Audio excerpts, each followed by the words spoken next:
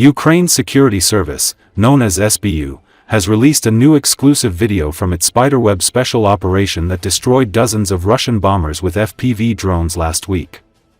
The fresh footage shows the full path of one of the SBU's FPV drones from the moment it took off from the roof of a modular home until it hit the Russian Tu-22M3 strategic bomber at the Belaya airfield.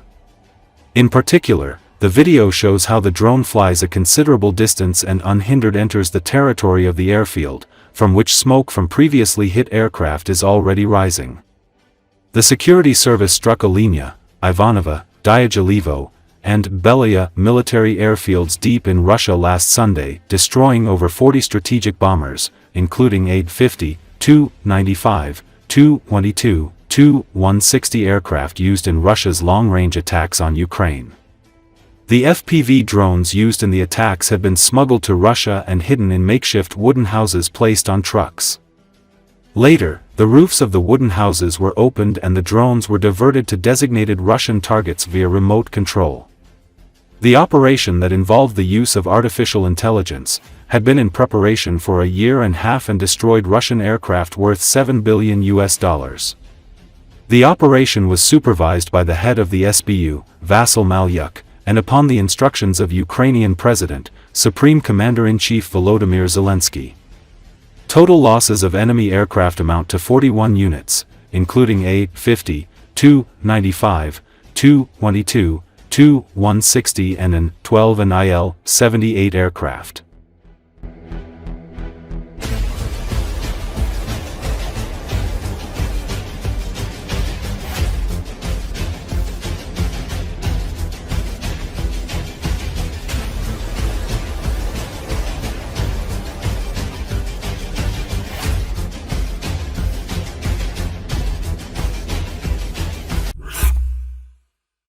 The Ukrainian Special Services blowing up the underwater part of the Crimean bridge was carried out despite the impossibility of such an operation due to the density of the illegal structure's protection, recalls the American spy thriller Mission Impossible, in which, despite any obstacles, the hero carries out the most difficult tasks. This was stated on air by the spokesman for the Ukrainian Navy, Dmitry Pletenchuk. He explained that the bridge was very tightly protected, but they managed to bypass the FSB, police, etc., and install explosives in the appropriate place. This is from the category of Mission Impossible. But it did so without Tom Cruise. Even if it happened underwater, it is fantastic. Because, let me remind you, the Russians have been sinking a bunch of different structures around the bridge for years, precisely in order to make such operations as difficult as possible. However, in fact, we see that this did not lead to success, Pletenchuk emphasized. According to him, it is not yet known how exactly the bridge is being used. The information is being checked. In any case, it is quite risky to operate it after such an event, at least without inspections. As Pletenchuk explained, one way or another, the structure was damaged. And if the leadership of occupied Crimea decided to risk the lives of their fellow citizens by allowing them to travel as before, then it is likely that someone from the occupiers will be held responsible for these victims in the future, the military man emphasized. He added that after the previous two defeats of the bridge, the occupiers failed to fully repair its railway section. Only the section for motor vehicles was fully operational.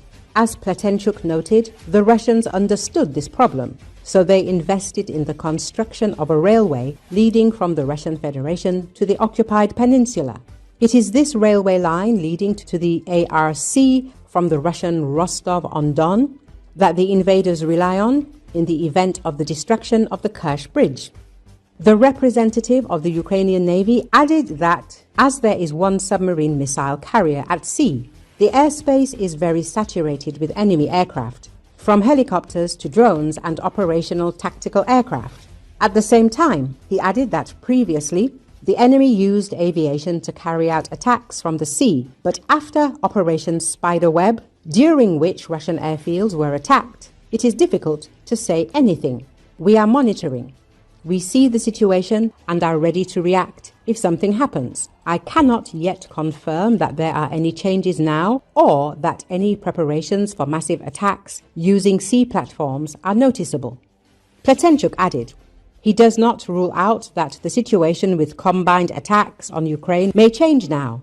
But for now, the occupiers have everything they have available flying over the sea.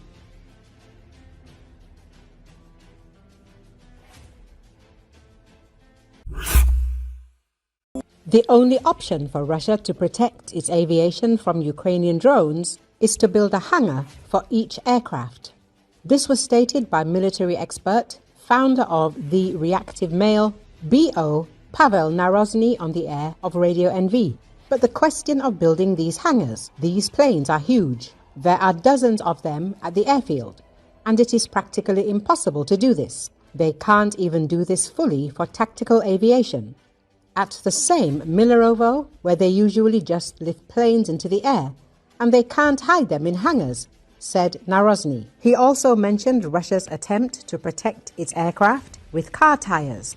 According to him, such an approach will not save Russian aircraft from Ukrainian drones, even a drone with a cumulative munition. There is a small chance that it can be knocked aside, but it is unlikely.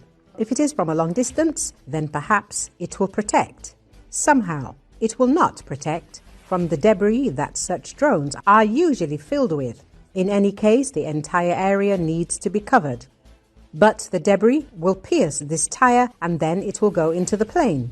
Therefore, this is some stupid idea of a local officer. Who came up with the idea that this could be done? Narozny added. So, Russia's strategic military aviation is again left defenseless and Ukraine may launch further drone strikes. Recently, Reuters journalists calculated and found that Ukraine had hit fewer Russian aircraft than reported. In particular, as a result of Operation Spiderweb, about 20 Russian aircraft were attacked. Of these, about half were destroyed. According to the official version, the Ukrainian Defense Forces hit 41 enemy aircraft. At the same time, it became known that the occupiers are masking serious losses after Operation Web. According to a Union source, the Russians are bringing other undamaged aircraft to the airfields instead of the burned equipment so that the damaged sides are not visible on satellite images. In addition, OSINT analysts have recorded cases where a burnt Tu-25 aircraft is visible on the photos of one of the affected airfields on June the 2nd. And on the photos of June the 4th, a whole Tu-95 is already standing in its place. Meanwhile, Sky News writes that Putin is trying to play the victim in front of Trump after Ukraine's attack on Russian airfields. According to journalists, Putin is thus trying to regain Washington's favor